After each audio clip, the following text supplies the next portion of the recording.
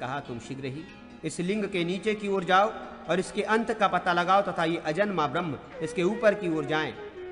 तदनंतर शीघ्र ही प्रतिज्ञा करके हम दोनों ऊपर और नीचे की ओर गए, किंतु पितामह तथा मैं सैकड़ों वर्षों में भी उसका अंत नहीं जान सके।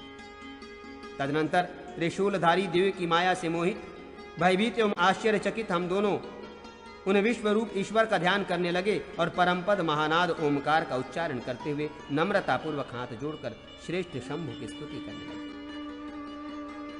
ब्रह्मा तथा विष्णु ने कहा, विविध अनादि विकारों से मुक्त संसार रूपी रोग के अनादि वैबद्ध स्वरूप शंभु शिव शांत लिंग मूर्ति वाले ब्रह्म को नमस्कार है। प्रलयकालीन समुद्र में स्थित रहने वाले सृष्टि और प्रलय के कारण रूप शिव शांत लिंग मूर्तधारी ब्रह्मा को नमस्कार है। ज्वालामालाओं से घिरे हुए शरीर वाले प्रज्वलित स्तंभ रूप शिव शांत लिंग मूर्ति वाले ब्रह्म को नमस्कार है। आदि मध्य और अंत से रहित स्वभावतः निर्मल तेजो रूप शिव शांत और लिंग रूपी मूर्ति को धारण करने वाले ब्रह्मा को नमस्कार है। महादेव महान ज्योति स्वरूप अनंत तेजस्वी लिंग विग्रह शिव शांत ब्रह्म को नमस्कार है। प्रधान पुरुष के ही इस व्योम स्वरूप वेदा ब्रह्म और लिंग विग्रह शिव शांत ब्रह्म को नमस्कार है। निर्विकार सत्य नित्य विमल तेजरूप लिंग विग्रह शांत शिव ब्रह्म को नमस्कार है। वेदांत सार स्वरूप काल स्वरूप धीमान लिंग मूर्ति शिव शांत ब्रह्म को नमस्कार है। इस प्रकार स्तुति करते रहने पर महायोगी महेश्वर देव प्रकट हो गए और हजारों करोड़ों मुख से आकाश को मानो ग्रास बनाते हुए करोड़ों सूर्य के समान सुशोभित होने लगे। हजारों हाथ और पैर वाले सूर्य चंद्रमा तथा अग्नि रूप तीन नयन वाले पिनाक धनुष को हाथ में धारण करने वाले चर्मांबरधारी त्रिशूलधारी सर्प का यज्ञोपवीत धारण करने वाले और मेघ तथा दुदुम्बी के सदृश स्वर वाले भगवान महादेव ने कहा, श्रेष्ठ देवों, मैं प्रसन्न हूं, मुझे महादेव की ओर देखो और समस्त भय का परित्याग करो। पूर्व काल में तुम दोनों सनातन देव मेरे शरीर से उत्पन्न हुए थे। मेरे दक्षिण पार्श्व में लोक पितामह ब्रह्मा, वाम पार्श्व में पालन करता विष्णु और हृदय में हरि स्थित है। मैं तुम दोनों पर भली भांति प्रसन्न हूं, इसलिए यथेष्ट वर प्रदान करूंगा।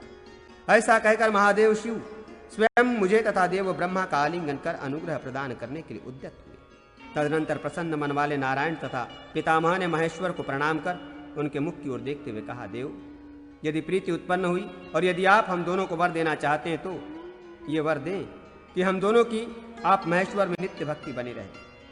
तब उन प्रसन्न हुए परम ईश्वर भगवान ईश महादेव ने प्रसन्न मन से हंसते हुए मुझसे कहा।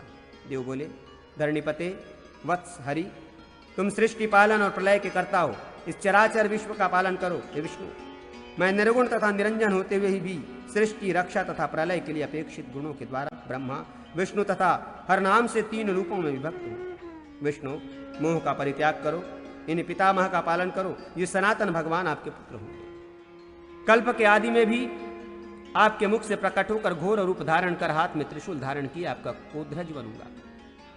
मुनिश्रेष्ठ, इस प्रकार कहकर भगवान महादेव मुझ पर तथा ब्रह्मा पर कृपा करके वहीं पर अंतर्ध्यान हो गए। ब्रह्मन, तब से लोक में लिंग का पूजन प्रतिष्ठित हो गया। लिंग होने से वो लिंग कहा जाता है। लिंग ब्रह्मा का श्रेष्ठ शरीर है। अनद, मैंने इस लिंग का महात्म्य तुम्हें बतलाया। इसे न देवता जानते हैं न दानव, केवल योगज्ञ लोग जानते हैं। ये शिव नाम वाला अव्यक्त परम ज्ञान है। ज्ञान दृष्टि वाले इसी के द्वारा इस सूक्ष्म अंचित्य तत्व का दर्शन करते हैं। इस लिंग स्वरूप देवाधिदेव महादेव भगवान रुद्र को हम नित्य नमस्कार करते हैं। वेद के रहस्य रूप आपको नमस्कार है। नीलकंठ को नमस्कार है। विशेष भय उत्पन्न करने वाले शांत स्थाणु तथा कारण रूप को नमस्कार है। वामदेव, त्रिलोचन, महिमावान ब्रह्मा, शंकर, महेश, गिरीश तथा शिव को नमस्कार है। सदा इन्हें नमस्कार करो। मन से शंकर का ध्यान करो, इससे शीघ्र ही संसार सागर से पार हो जाओ। इस प्रकार वासुदेव के द्वारा कहे जाने पर उन मुनि श्रेष्ठ मार्कंडेय ने विश्वोत्तमुख देव ईशान शंकर का ध्यान किया। श्री कृष्ण की विनयपूर्वक प्रणाम कर उनकी आज्ञा प्राप्त कर महामुनि मार्कंडेय त्रिशूल धारण करने वाले देवाधिदेव के अभिष्ट स्थान पर चले। जो श्रेष्ठ लिंगाध्याय को सुनेगा, सुनाएगा अथवा पढ़ेगा, वो सभी पापों से मुक्त हो जाएगा। विप्रेंद्रों, वासुदेव के श्रेष्ठ तपश्चरण को एक बार भी सुनने वाला मनुष्य पाप से मुक्त हो जाता है अथवा प्रतिदिन इसका निरंतर जप करने से ब्रह्मलोक में प्रतिष्ठित होता है। ऐसा महायोगी प्रभु कृष्ण द्वैपायन ने कहा है।